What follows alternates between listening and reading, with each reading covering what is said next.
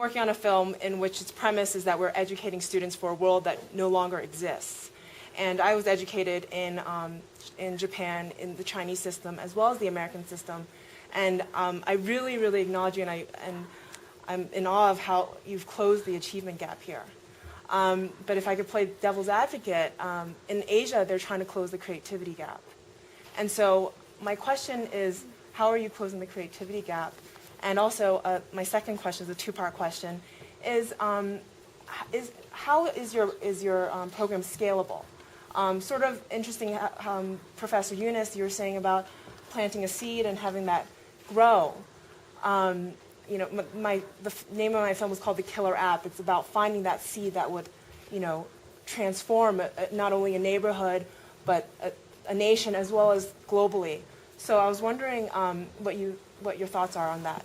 Another three-part question. No, that's it. I'm done. Creativity gap, achievement gap, and the seed. Yes. And I understand why people would be worried about the creativity gap. But my first belief is, if you can't read and write and do basic math, you don't have to worry about a creativity gap. That I don't think people understand that we are talking about basic literacy in this country. And if you don't have basic literacy, you can't compete on any level whatsoever. I think that there's a whole other issue in America, which I think the film gets at, that we are not, even in our middle class communities, we are not educating young people so that they're competitive globally.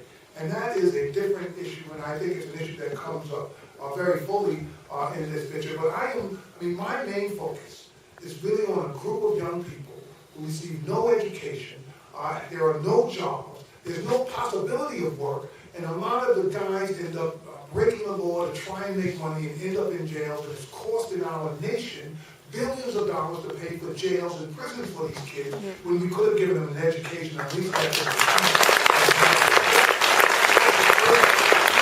the second issue, just about scaling the work and how do you get this to go. You know, the president said he's going to do 20 across the country. This is my belief right now. There are a group of very talented young people who are studying everything we have written, everything that we have said, and they're going to improve on our work. And I think that people are sort of trapped into what exists right now and forget that there is this sort of creative genius out there of folks trying to say, well, that was the old way. Let me make this thing even better. And I think that what we're going to find is not that this is not going to spread because you're not going to have the talent to do it or the infrastructure, but that there are going to be people who are going to see this as one of the ways of doing business. It's not the only way, it's not for every community doesn't need it, but it is a starting place that people will use. You know, when I was in college, and I know people were laughing when I said, after I got out of Harvard and into ed school, I thought it would take me a couple of years to straighten out this whole thing. I really believe that, right? Because I have studied everything that I could find about this issue. I read all of the papers and the books and the other things. Unfortunately, a lot of it wasn't practical. Meaning that people had theories, but they hadn't actually done it on the ground.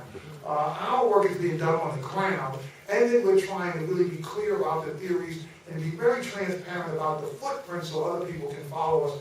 So it's complicated, it's difficult, but I think it's infinitely doable, and that we're going to see a lot more efforts around the country to do this kind of work. I think what you're describing there is an open source model. You know, you prove what can be done, you document it, you provide the evidence of what works, then you wait for others to pick it up, adapt it, much the way microfinance is done all over the world. So it's a tremendous model.